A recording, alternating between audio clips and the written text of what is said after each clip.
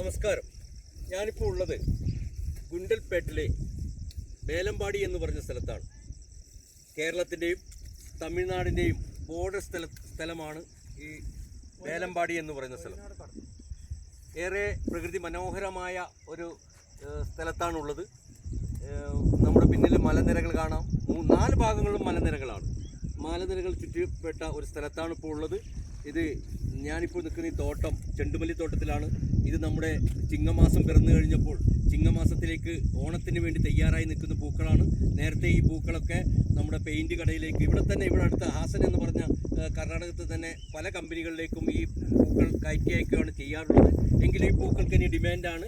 കാരണം നമ്മുടെ ചിങ്ങമാസം ഓണത്തിനെ കളർഫുള്ളാക്കാൻ വേണ്ടി ഈ പൂക്കളുമൊക്കെ ഈ പാടത്തിലെ എല്ലാ ചെണ്ടുമല്ലി പാടവും അതിനപ്പുറം സൂര്യകാന്തി തോട്ടവും വാടാർമല്ലിയും ജയമന്തിയും ഒക്കെ നിറഞ്ഞു നിൽക്കുന്ന ഒരു സ്ഥലത്താണ് നിൽക്കുന്നത്.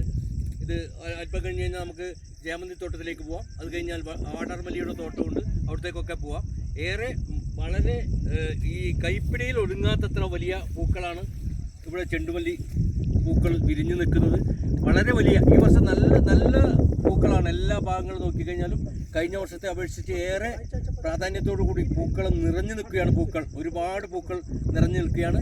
ഓണത്തിന് വേണ്ടി തയ്യാറായി നിൽക്കുകയാണ്. ഈ പൂക്കളൊക്കെ ഇനി ഓണക്കാലമാകുമ്പോൾ കേരളത്തിലേക്ക് എത്തുകയാണ്. നമ്മളിങ്ങനെ പൂക്കളം സന്ദർശിച്ചുകൊണ്ടിരിക്കുകയാണ്. എൻ്റെ മുന്നിൽ നിൽക്കുന്ന ക്യാമറാമാൻ മനോജിനോടൊപ്പം നിങ്ങളോട് സംസാരിക്കുകയാണ്. നിങ്ങൾ ഈ വീഡിയോ ഷെയർ ചെയ്യുകയും കാണുകയും ഒക്കെ ലൈക്ക് ചെയ്യുകയൊക്കെ ചെയ്യണം എന്ന് മാത്രം അഭ്യർത്ഥിച്ചുകൊണ്ട് നിർത്തുന്നു. നന്ദി, നമസ്കാരം. നിങ്ങളുടെ രാജീവൻ കുക്കു.